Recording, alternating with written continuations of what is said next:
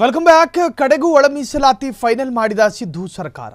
ಬಲಗೈ ಎಡಗೈ ಸಮುದಾಯಗಳಿಗೆ ಸಮಾನ ಒಳ ಮೀಸಲಾತಿ, ಬಲಗೈ ಎಡಗೈ ಸಮುದಾಯಗಳಿಗೆ ತಲಾ 6% ಒಳ ಮೀಸಲಾತಿ.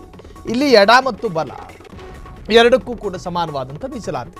ಬಲಗೈ ಎಡಗೈ ಸಮುದಾಯಗಳಿಗೆ ಸಮಾನ ಒಳ ಮೀಸಲಾತಿ, ಬಲಗೈ ಎಡಗೈ ಸಮುದಾಯಗಳಿಗೆ ತಲಾ 6% ಒಳ ಮೀಸಲಾತಿಯನ್ನು ಮೀಸಲಿಡಲಾಗಿದೆ. ನಿನ್ನೆ ತಡರಾತ್ರಿ ನಡೆದ ಸಂಪುಟ ಸಭೆಯಲ್ಲಿ ತಾತ್ವಿಕ ಒಪ್ಪಿಗೆಯನ್ನ ಸೂಚಿಸಲಾಗಿದೆ. ಇಂದು ವಿಧಾನಸಭೆಯಲ್ಲಿ ಅಧಿಕೃತವಾಗಿ ಪ್ರಕಟಿಸಲಿರುವ ಸಿಎಂ ಸಿದ್ದರಾಮಯ್ಯ ಯಾರಿಗೂ ಅಸಮಾಧಾನವಾಗದಂತೆ ತೀರ್ಮಾನವನ್ನು ಕೈಗೊಂಡ ಸಂಪುಟ. ಕಡೆಗೂ ಒಳ ಮೀಸಲಾತಿ ಫೈನಲ್ ಮಾಡಿದ ಸಿದ್ದು ಸರ್ಕಾರ. ಎರಡಕ್ಕೂ ಸಮಾನವಾದಂತಹ ಮೀಸಲಾತಿಯನ್ನು ಕೊಟ್ಟಿದ್ದಾರೆ. ಆದರೆ ಇದು ಕೂಡ ಚರ್ಚೆಗೆ ಕಾರಣವಾಗುತ್ತೆ. ಮೀಸಲಾತಿಗಳನ್ನು ಯಾವುದರ ಮಾನದಂಡವಾಗಿ ಮೀಸಲಿಡಬೇಕು ಎನ್ನುವಂತಹ ಒಂದು ಗೈಡ್ಲೈನ್ಸ್ ಅಥವಾ ಒಂದು ಮಾನದಂಡಗಳು ಕೂಡ ಇದ್ದಾವೆ. ಆ ವಿಚಾರವನ್ನು ಮುಂದಿಟ್ಟುಕೊಂಡು ಆ ಜಾತಿಗೆ ಸಂಬಂಧಪಟ್ಟಂತಹ ಮುಖಂಡರುಗಳು ತಗಾದೆ ತೆಗಿಬಹುದಾ? ವಿಧಾನಸಭೆಯಲ್ಲಿ ಅಧಿಕೃತವಾಗಿ ಪ್ರಕಟಿಸಲಿರುವಂತಹ ಸಿಎಂ ಸಿದ್ದರಾಮಯ್ಯ ಯಾರಿಗೂ ಅಸಮಾಧಾನವಾಗದಂತೆ ತೀರ್ಮಾನ ಕೈಗೊಂಡ ಸಂಪುಟ. ಕಡೆಗೂ ಒಳ ಮೀಸಲಾತಿ ಫೈನಲ್ ಮಾಡಿದ ಸಿದ್ದು ಸರ್ಕಾರ.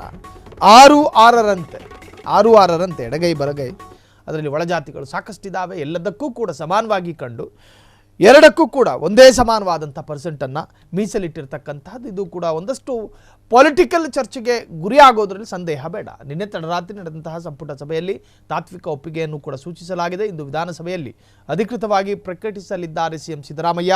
ಯಾರಿಗೂ ಅಸಮಾಧಾನವಾಗದಂತೆ ತೀರ್ಮಾನ ಕೈಗೊಂಡ ಸಂಪುಟ. ಜೊತೆಗೆ ವಿಧಾನಸಭೆಯಲ್ಲಿ ಇವತ್ತು ಅಧಿಕೃತವಾಗಿ ಅಫಿಷಿಯಲ್ ಆಗಿ ಅದನ್ನು ಪ್ರಕಟಿಸೋ ಸಾಧ್ಯತೆಗಳು ಕೂಡ ಇದ್ದಾವೆ.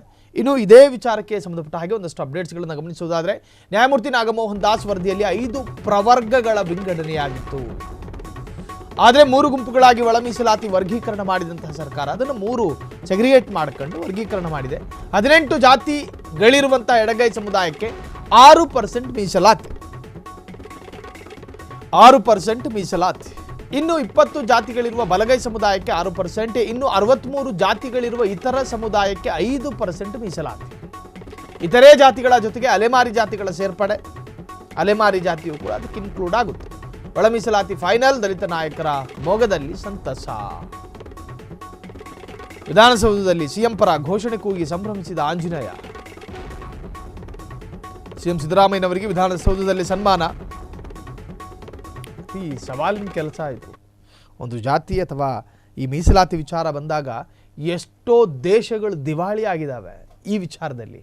ಬಾಂಗ್ಲಾದೇಶದಲ್ಲಿ ಯಾವುದೋ ಒಂದು ವಿಚಾರಕ್ಕೆ ಸಂಬಂಧಪಟ್ಟ ಹಾಗೆ ಮೀಸಲಾತಿ ವಿಚಾರ ಕಿಚ್ಚು ಒಂದು ರೀತಿಯ ಆಕ್ರೋಶಕ್ಕೆ ಕಾರಣವಾಗಿ ಏನೇನೆಲ್ಲ ಆಗಿತ್ತು. ಸೊ ನಮ್ಮ ದೇಶದಲ್ಲಿ, ಅದರಲ್ಲೂ ಕೂಡ ಕರ್ನಾಟಕ ರಾಜ್ಯದಲ್ಲಿ ಮೀಸಲಾತಿ, ಒಳ ಮೀಸಲಾತಿ ಅಥವಾ ಜಾತಿಯ ಆಧಾರಿತ ನಿಲುವುಗಳು ನಿಜಕ್ಕೂ ಕೂಡ ಅತ್ಯಂತ ಸೂಕ್ಷ್ಮ ಅಂತ ಕರೆಸಿಕೊಳ್ಳುತ್ತೆ. ಇಂತಹ ಸಂದರ್ಭದಲ್ಲೂ ಕೂಡ ಸಾವಿರಾರು ಸವಾಲುಗಳನ್ನು ಎದುರಿಸಿ ಒಬ್ಬ ಅಹಿಂದ ನಾಯಕ ಅಹಿಂದ ಸಮುದಾಯದ ಸಿದ್ದರಾಮಯ್ಯ ಅವರು ಈ ಒಂದು ನಿರ್ಧಾರಕ್ಕೆ ಬಂದಿರತಕ್ಕಂಥದ್ದು ಸಾಕಷ್ಟು ಜನಾಂಗದ, ಸಾಕಷ್ಟು ಸಮುದಾಯದ ನಾಯಕರುಗಳ ಮುಖದಲ್ಲೂ ಮತ್ತು ಹೃದಯದಲ್ಲಿ ಸಂತೋಷವನ್ನು ತಂದಿದೆ.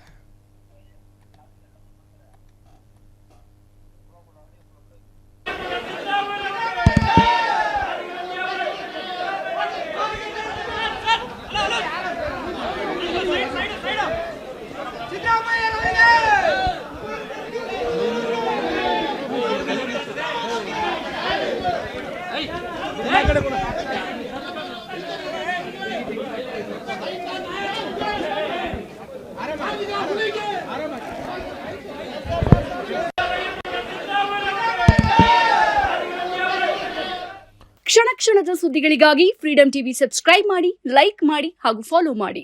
ಹೊಸ ಸುದ್ದಿಗಳ ನೋಟಿಫಿಕೇಶನ್ಗಾಗಿ ಬೆಲ್ ಐಕಾನ್ ಮೇಲೆ ಕ್ಲಿಕ್ ಮಾಡಿ.